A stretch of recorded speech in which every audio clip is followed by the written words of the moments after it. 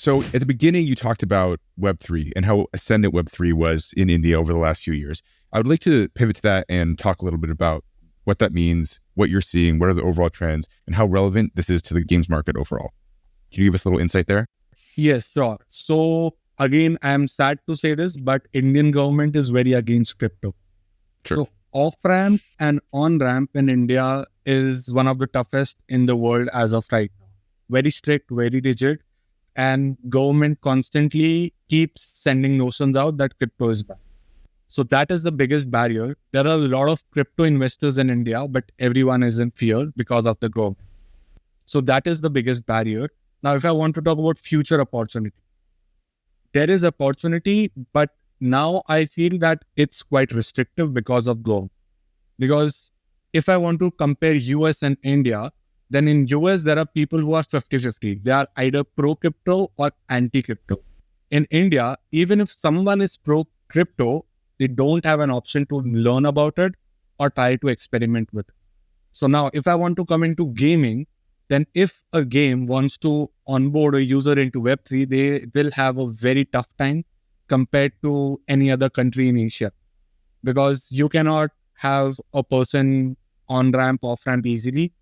Even if you are rewarding them in NFTs, tokens, they're not going to feel incentivized because they can never take it into INR. So in terms of gaming, there is a huge user base out there which you can capture because comparatively from Web 2, I feel that Web 3 games have bigger budget in terms of marketing and they are willing to spend more. So you can get a lot of users from India. But if they will convert into Web 3 by buying tokens or doing NFTs, that is a very bleak chance because of the government stance being very anti-crypto and the elections are very near. And it is predicted that the same government will come into power, meaning crypto not having a brighter future in India. So that is a big barrier. But in terms of users, there is opportunity, but it would be Web3 users itself. Right. I think that's a good segue into some of the work you're doing and your knowledge of gaming guilds, particularly regional game guilds in India. Spidey, I know a lot of what you've been focusing on with Bharat and your work in guilds is kind of bridging that gap, introducing and onboarding some traditional Indian gamers to have their initial Web3 gaming experiences. What have you found working at that intersection as far as, is there appetite? Like, are you seeing that traditional gamers in India are open to these ideas? If there are pain points, what are those pain points? Yes, so I'll just first start to give a brief about how the operations work in Bharat GG so everyone has context. What we are trying to do in Bharat GG is not very different from the business model perspective of the gaming guild side. But how we are different is in terms of how it is towards the users. Every Web3 gaming guild focuses on rewarding users in cryptocurrency itself or in terms of some kind of token. But in Bharat GG, what I am doing is at this stage, whatever we get rewards in cryptocurrency, they are converted into INR and these rewards are given into INR itself to the winners and the participants. So that is a major difference because in this way, we can capture a way larger audience because of the on-ramp, off-ramp issues and also the education side of problems related to cryptocurrency and the complexities with it. So that is the major difference. Now, if I want to talk about some of the learnings, India is a developing nation. The kids or the young adults definitely want money if they can get by playing games. They will be more than happy. So they are willing and open to different ways of making money till it is in INR. When it comes into cryptocurrency, then 95% or 90% of people don't care about it, even if it's their favorite game, because they feel that it is too much of an hassle to go learn about cryptocurrency, then they have to do KYC, then they have to take it into INR because cryptocurrency has no value to them or any kind of NFT. Quick clarification for our listeners, INR, Indian rupee, regional currency, for those that are not familiar with the shorthand for that. Yes. So I'll talk about the second point. So one thing I also learned is people are reluctant at the start.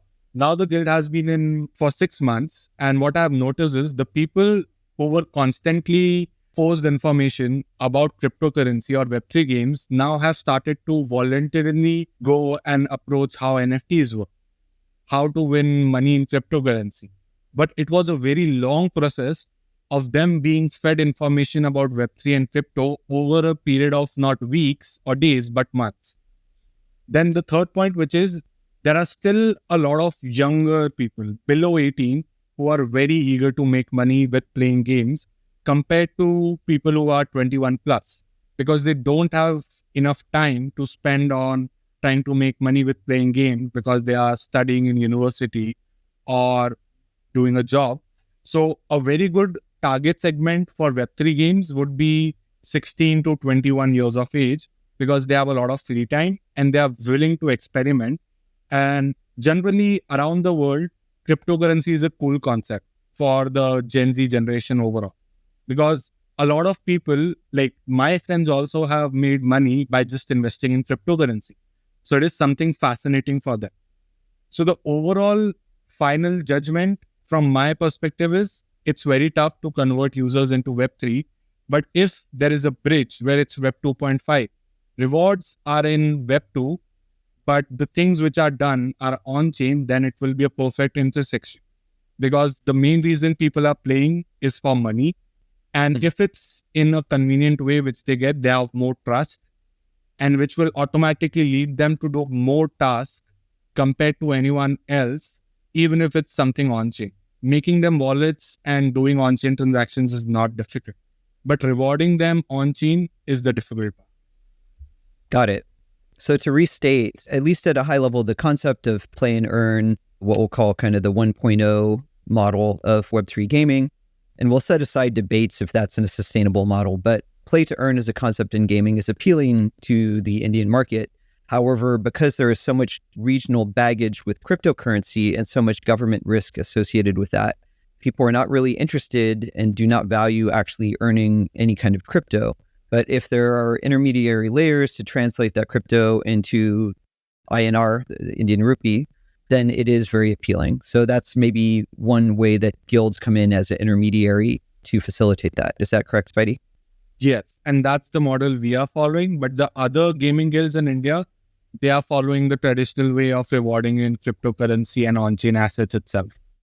Right. And this sort of lines up with what you were saying previously, which is that in general, the Indian technology market is a few years behind the Western global market. And what we're seeing now is basically the models of the guild models and the play to earn models that we saw a couple of years ago in the West and coming out of Vietnam and was popularized largely in the West and other places in the globe. You guys are seeing that now take root in India, which is interesting.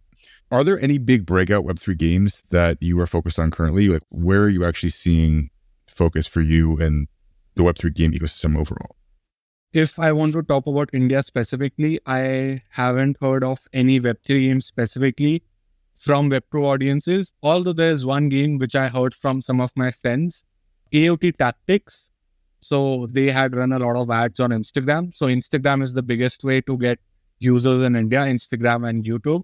So some real life friends of mine got AOT Tactics ads.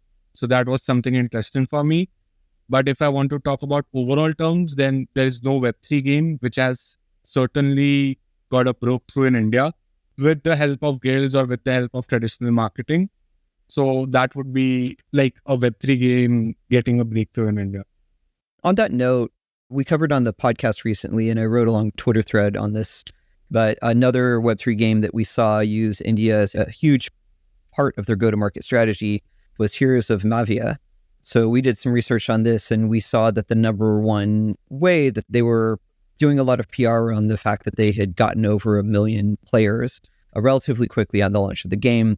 We looked at Sensor Tower data and were able to see the number one market that they acquired players from was India on Android. And we talked earlier about how that's a very low cost segment to bring players in through. I would put Mavia in the Web 2.5 category because they have traditional in-app purchase as well. But we are starting to see more games at that Web 2.5 intersection, particularly on mobile, leveraging India as a more important part of the go-to-market strategy, particularly because the low cost of user acquisition there. Yes.